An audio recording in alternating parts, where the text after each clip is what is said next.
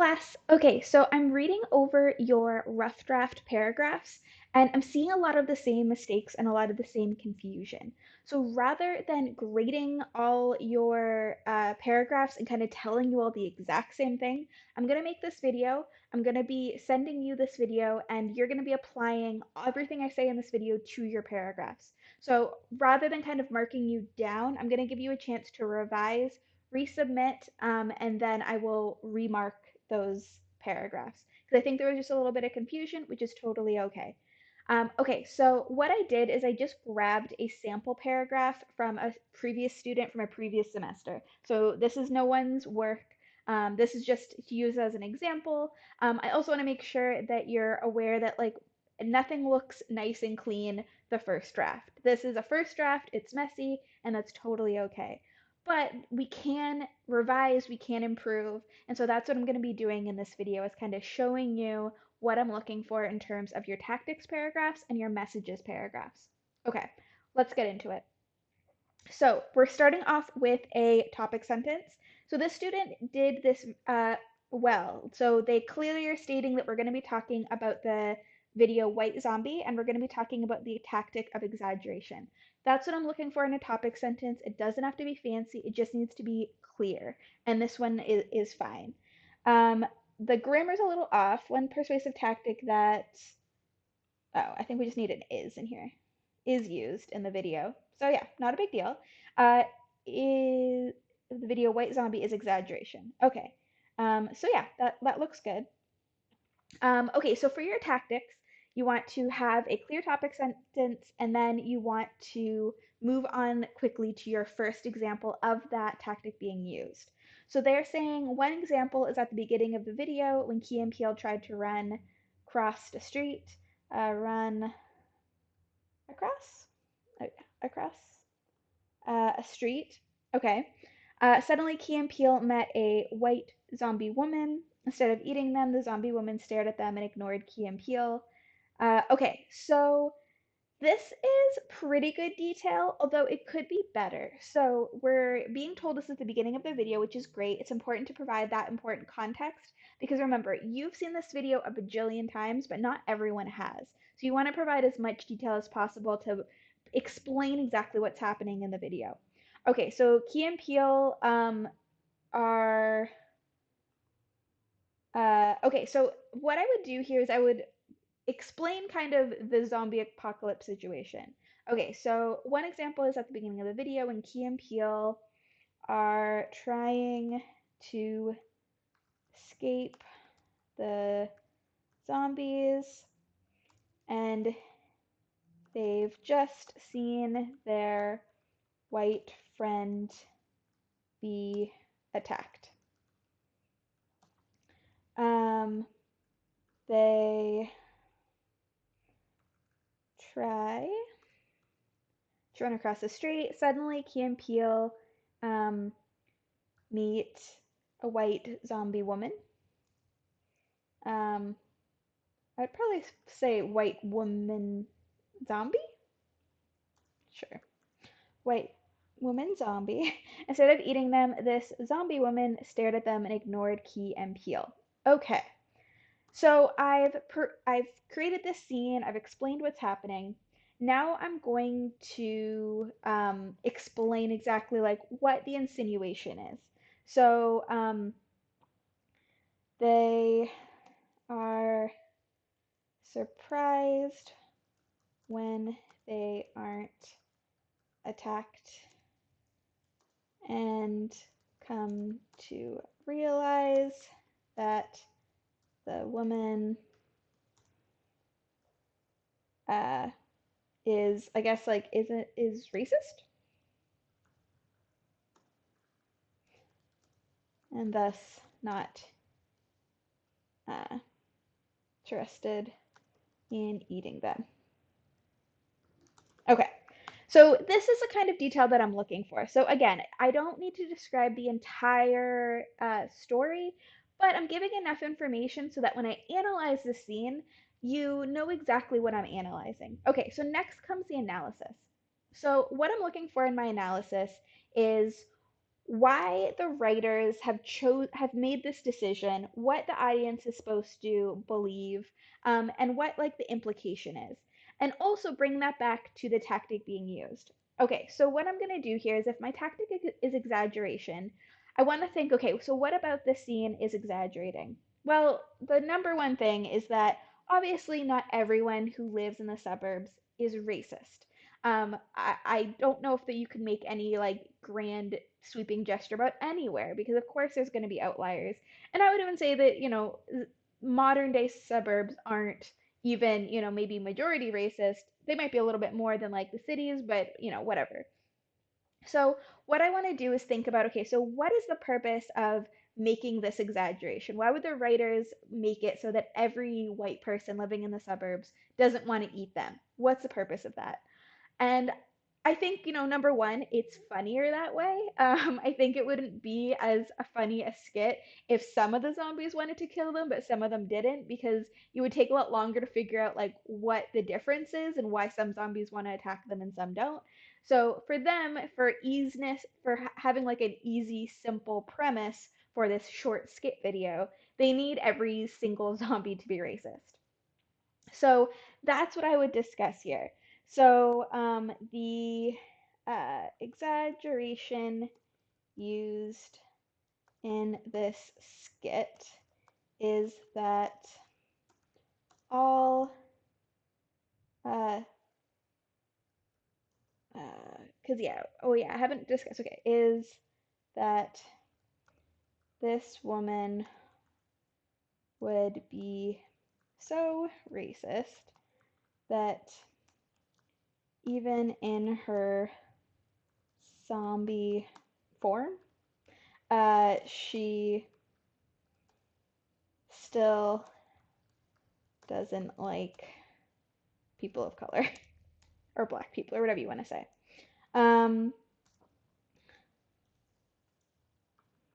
uh, while this is an extreme example of racism, it is done in order to simplify the premise of the video and create a more comedic effect.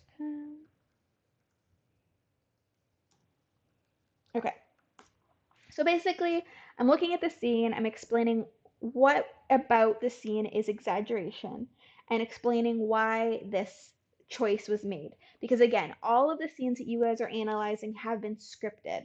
So you are going to treat them almost like you would a text or a like quote from an article or a novel. So we're going to be treating them that way. Okay. So let's look at our second example. Okay. Another example of this tactic being used is, okay, what example do they have here? Oh, the end. Okay. Is at the end of the video when the black protagonists, we're going to call them, are or find a group of other black people who have band together and are enjoying a barbecue. Okay, so I've created the scene. I'm explaining what's happening, where it is in the video. And again, what I want to do is explain how this is an example of exaggeration. Okay, so this is an example of exaggeration because once again, the assumption is that the entire, or that, okay, that all the white people in the neighborhood are racist and thus the black neighbors are completely safe from attack. Okay, so I'm explaining again how this is an exaggeration, what is being exaggerated, kind of the premise for this kind of joke to work. And then I'm going to explain why the writers might want to do this. So again, we have kind of a comedic element to this. But there's also a certain amount of kind of flipping the expectation around. We talked about like different types of irony, and that's definitely an element here. Now, that's not necessarily exaggeration, but the exaggeration is part of that flip. So it's okay to bring about different tactics in your analysis as long as you have acknowledged how your uh, tactic that you mentioned in your topic sentence is being used, if that makes sense. So when I'm talking about kind of the writer's intentions, I can kind of talk about a couple different things as long as they apply to the scene that I'm discussing. So for this one, I might say the writers make this choice because once again, it's scripted, so everything's a choice because um, it is a reversal in what we expect from a zombie story because of the um, racist neighbors. The black neighbors are able to enjoy a peaceful break and come out ahead uh, rather than uh, I guess like suffer at the hands of the zombies. Now, this is not the only way to analyze these quotes or even to analyze this tactic. This is just my analysis. It might be that as I'm going through this, you're coming up with a bunch of different other ways of looking at it or other examples, and that's totally okay. It's not necessarily that there's a right or wrong. It's more that you're showing that you understand the scenes that you've chosen. You show me that you understand how those scenes relate back to your tactic and what decisions the writers are making and the purpose to those decisions. So this is more or less kind of what I'm looking for in terms of analyzing your tactics. So you can see here that I'm going into a lot of detail. I'm taking my time to really explain myself. I'm not just kind of throwing examples out there and relying on summary. I really want you to show me that you understand the tactic, how it's used, and why it's being used. Okay, so let's look at my messages. I'm just gonna get rid of this to get some space. Okay, so now we're gonna move on to my messages. So, okay, so one area of the satire was that racism is a common issue in society. Okay, so I'm gonna kind of specify. Okay, so one message that is sent by the satire video is that racism is, oh, sorry, things are beeping, is a common issue in society. I'm turning off my sound so that you don't get that anymore. Okay, is a common issue in, I'll say our society, because otherwise, like in society, like are we talking about American society, whatever. You could also say American society. Okay, and then they're going to go into their first quote. So before you jump into a quote, you always want to provide some context. So you'll say, one article that discusses this issue is by, and then I like to start by introducing the author. You don't have to do this, but I find it's a lot cleaner that way because then you know before even you read the quote who is saying it. So I am going to write that down. Okay, so I know I can see the author here. Again, this is not research that I got. I got this from a student. So I'm just going to kind of use their own stuff. Okay, it's by Andrew R. Did I get that? Orange? Yeah. Um, and then I was going to say they write that according to, I think, okay. They write that according to, I don't know why it's put this way. It's according to a poll. I'll just say poll, and then comma, and then go into the quote. Okay, so they write that according to a poll, quote, 64% of Americans say racism remains a major problem. Okay, I'm going to get rid of the author here since I already mentioned it. Oh, wait, because there's three authors. Okay. Okay, so I'm just going to cut and paste this. Okay, it's by Andrew Arnage, Stephanie Perry, and this person. Wow, that is a name I have not seen before. Okay, this person. Um, and then they write that according to a poll, quote, 64% of Americans say racism remains a major problem. Gotcha. And then they also said in this article, the authors claimed that, quote, overall 60, wait, we already have that. Okay. Um, okay, so we're gonna get rid of that information that was doubled for whatever reason. Okay, remains a major problem. 30% agree that racism exists today, but it isn't a problem. Interesting. In the article, the authors explain that most Americans agree with the existence rate with racism is not new in society. Okay, I feel like this quote is getting a little caught up in itself. Okay, so I'm going to separate, we're going to take the second quote and kind of put it down here for a second while we deal with this first quote. Okay, so this first quote says the issue, okay, so these three people wrote this article. So 64% of Americans say racism remains a major issue.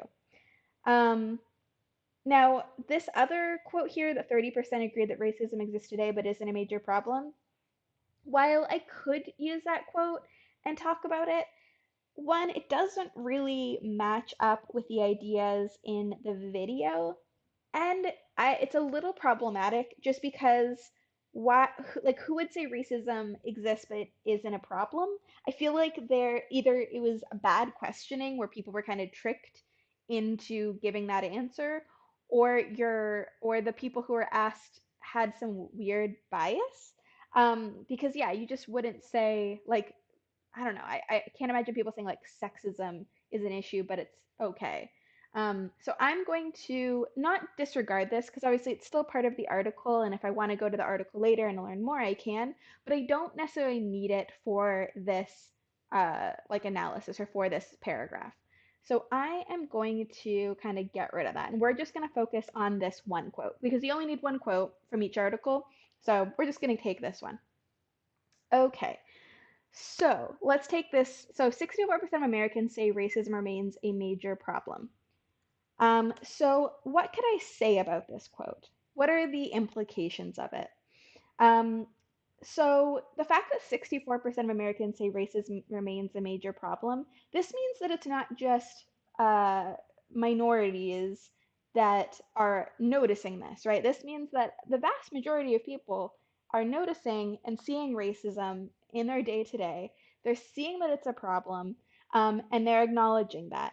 And so I think that's worth kind of discussing here. So this quote points out the fact that the vast majority of people see racism as a major issue that needs to be solved. And then I'm going to bring it back to my actual video. So the video takes place in the suburbs. Now, the suburbs are definitely a place that have been historically racist. And I don't mean that just in a flippant way that like people live in the suburbs are racist. That is not what I'm saying. But I'm saying that in when suburbs were first invented, um, they were done in a way because people living in the cities didn't want to have neighbors who were minorities. They didn't like that. And so they moved to the suburbs in hopes of kind of escaping that. So basically, knew they would be surrounded by people that were just like them, and a lot of suburbs also had rules against even allowing people of color to move into them for a long time. Obviously, that is not the case anymore. So that could be something that I could discuss a little bit. So the point of the fact that masturbating is a major issue that needs to be solved in places like the suburbs depicted in the video. This issue can be even worse than in large cities.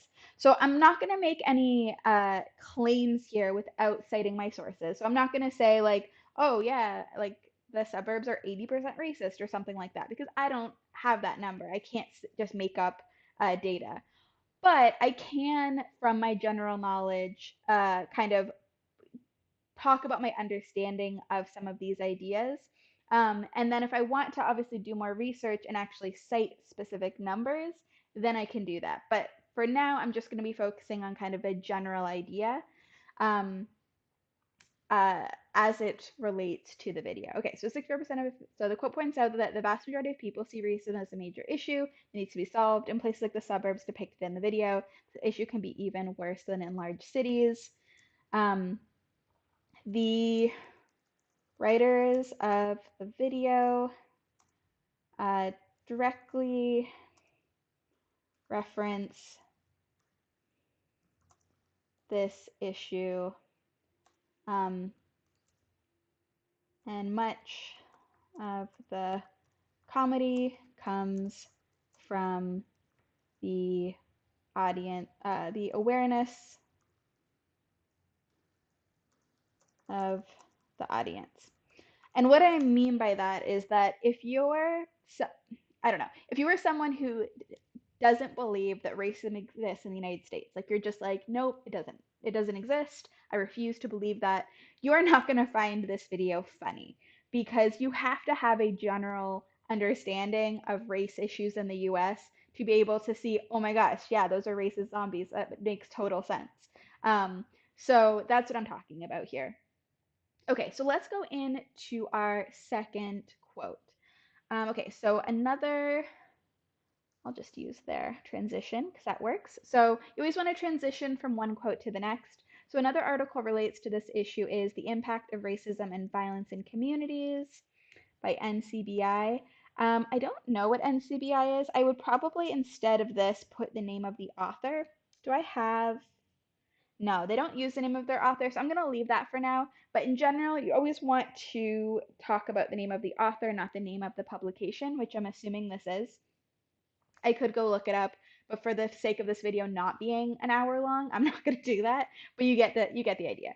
Okay, so the impact of racism and violence on communities by NCBI, and then this is the quote. I'm gonna just so they write. It's always a good idea to have a little bit of like a what do we call this? Like a framing for your quotes. So rather than just like dumping your quote, like say they write and then go into your quote. So they write, turning to the recent attention focused on police violence and racism. Rich said police violence against young people of color has become a critical factor in how the nation thinks about the violence happening in communities. Police violence against people of color is not new, but Rich believes it is now only grabbed the public's attention because it's being captured on mobile phones and played back for all to see. Okay, this is interesting. So again, I'm going to move this down. So how do we analyze this? So one, let's look at the implications of what's being said here. So the Rich, I'm assuming, is probably not the author because I don't think they would talk about themselves in the third person. But someone who's being interviewed, I guess. I would probably say if you're going to talk about someone directly, include in the quote who they are. Like, what's their expertise? Why are we listening to them about their ideas about police violence? Now, I'm going to guess that Rich is probably an expert in this field, but I would probably say, like, prove to the author or the reader that they are. So it could be as easy as saying, like, The Impact of Racism and Violence Communities by Rich Smith or whatever his name is, who is a uh, you know, PhD student studying race relations at Harvard or whatever. I made that up. I don't know who Rich is, but that would be how you would kind of explain their expertise. And then when you go into the quote, it would make a lot more sense. But we're just going to kind of use this quote as is. Okay, so turning to the recent attention focused on police violence and racism, Rich said, police violence against young people of color has become a critical factor in how the nation thinks about the violence happening in communities. Okay, so it's talking about police violence as being kind of a focal point in how we talk about race relations in general, which makes total sense because if you have institutionalized racism, which is, when our justice system and our police are biased, you have a hard time having socialized, or it's going to lead to socialized racism. So that's actually what I would talk about first. Okay, so the first part of the quote focuses on the idea that police racism is the focal point of conversations. Sorry, I can't spell. Around of race issues in America. And then I would say this is because it leads to an unfair justice system, which affects the way society views certain groups. Okay, so I'm kind of going and explaining kind of what the quote means, but I'm also kind of adding additional context or additional um, explanation.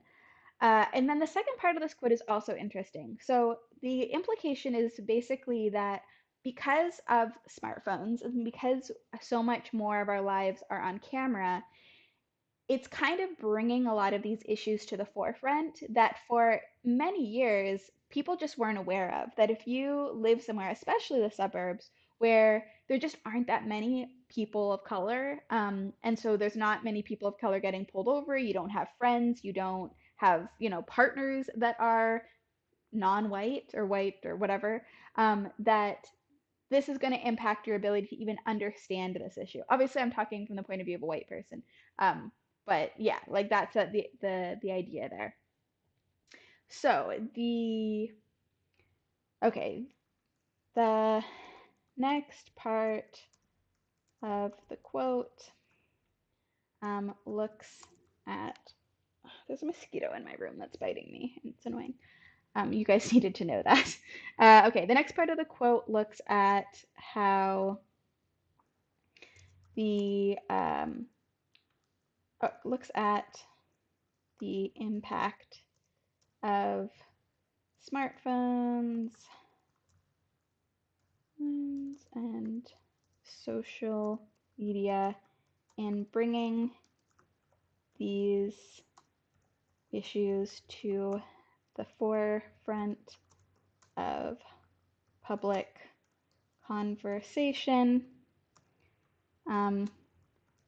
which was previously difficult to do. Okay, so this is a type of analysis that I am looking for. So again, I'm not expecting you to be an expert in understanding these issues. I just want you to take some time to really understand the quotes that you've chosen and give them some analysis and discussion to really explain why they are important. Why are these issues so important to talk about? So yeah, I would say that between these two, these are both now really strong paragraphs. And so that's really what I want you to do with your rough draft paragraphs is go back through, double check that both of them, that for your tactic, you have two examples, that you're going into detail with those examples. But then once you've kind of explained the scene, that you go into explaining how it works. So how does it fit your tactic? What decisions are the writers making? What is the purpose of the use of this tactic in the mind of the writer?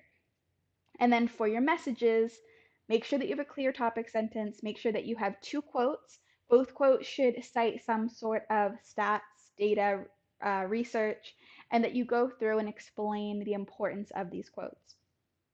Okay, hopefully this was helpful. I have no idea how long this video is, but I apologize ahead of time. But go through your quotes, revise, and then I will make a remind message that it says when the revisions are due.